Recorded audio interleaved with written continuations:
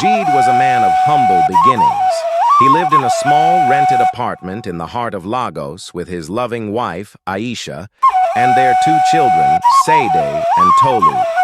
Every day, he worked multiple jobs, driving a taxi in the morning, assisting at a mechanic shop in the afternoon, and selling roasted corn at night, just to make ends meet. His relatives, however, had little respect for him. His cousin Tunde was a wealthy businessman who lived in a mansion with servants at his beck and call. His uncle, Chief Bamidele, was a retired politician who boasted about his properties. Even his younger brother, Kola, had made a fortune in real estate. At family gatherings, they made Jide the subject of ridicule. "Ah, Jide, you're still wearing that same shirt? Maybe I should buy you some clothes," Tunde mocked. "My gardener earns more than you do in a month," his uncle added. Even Kola, who had once been his closest sibling, laughed. "Brother, not everyone is meant to be rich. Maybe this is just your destiny," he smirked. Jide forced a smile, but kept quiet. He knew better than to argue. Deep down, he told himself, one day, things will change. But as the years passed, nothing changed. One evening, after a particularly exhausting day, Jide parked his taxi at a quiet street corner. He rested his head on the steering wheel, thinking about his struggles. That was when he noticed an old man sitting by the roadside selling lottery tickets. The man was frail, his clothes were ragged, but there was something about him.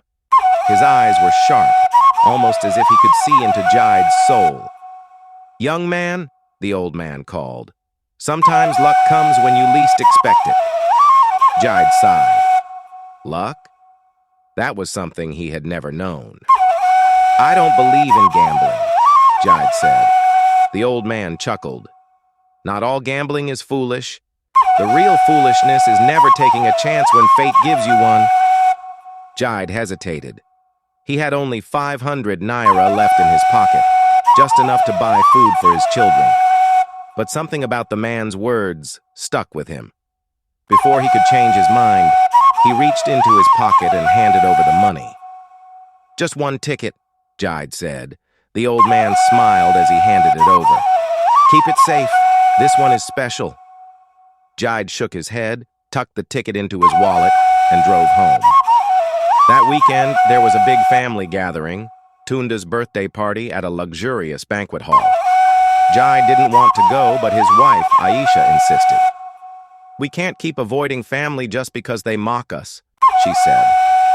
Reluctantly, Jide dressed in his best clothes, still nowhere near the designer outfits his cousins wore. As soon as they arrived, the insults started. "Jide, still driving that old taxi?" Tunde laughed. "Maybe he should just try the lottery," Kola sneered. Jide forced another smile. He didn't tell them that he had in fact bought a ticket. He didn't want to give them another reason to laugh. That night, when he got home, he remembered the ticket. He pulled it out and placed it on his small bedside table, thinking, "It's probably worthless anyway." Then he turned on the TV. The national lottery results were being announced live. Jide barely paid attention until he heard the announcer call the winning numbers. "And the grand prize winner of 500 million naira is ticket number 729104. Jide sat up. His heart pounded. His hands trembled as he grabbed the ticket and checked the numbers again. It was an exact match. For a few seconds, he sat frozen. Then his wife screamed, and their children jumped around in excitement. Jide felt dizzy. Could this really be happening? His entire life had changed in an instant.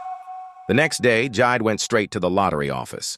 After verifying his ticket, he was officially declared the winner. Within days, his life transformed.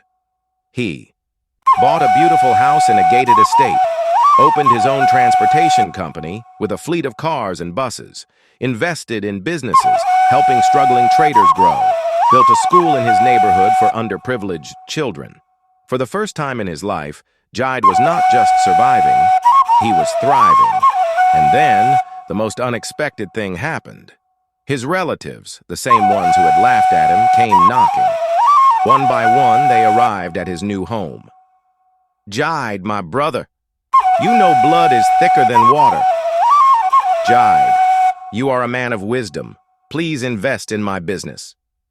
Even Tunda, the one who mocked him the most, came with a forced smile. Cousin, you know I've always supported you. Can you loan me some money? Jide listened quietly, remembering their laughter, their cruel words. Then he smiled and said, "Some people are meant to be rich, and some, well, they just weren't born lucky." The same words they had once told him. He didn't turn them away completely. Instead, he helped only those who had been kind to him in his struggles. His greedy relatives, however, left empty-handed. As the years passed, Jide became not just wealthy, but respected. He didn't waste his fortune on extravagance.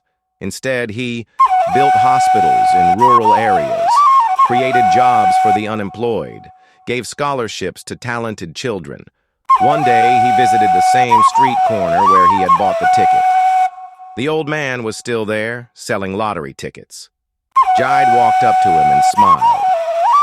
"You were right," Jide said. "Luck comes when you least expect it." The old man chuckled. "No, my son. Luck comes to those who are ready for it, and you were always ready." Moral of the story: never mock someone's struggles. Fate can change overnight. Opportunities come in unexpected ways. Take a chance when it matters. True wealth is not in money, but in how you uplift others. Moral of the story: never mock someone's struggles. Fate can change overnight. Opportunities come in unexpected ways. Take a chance when it matters. True wealth is not in money, but in how you uplift others.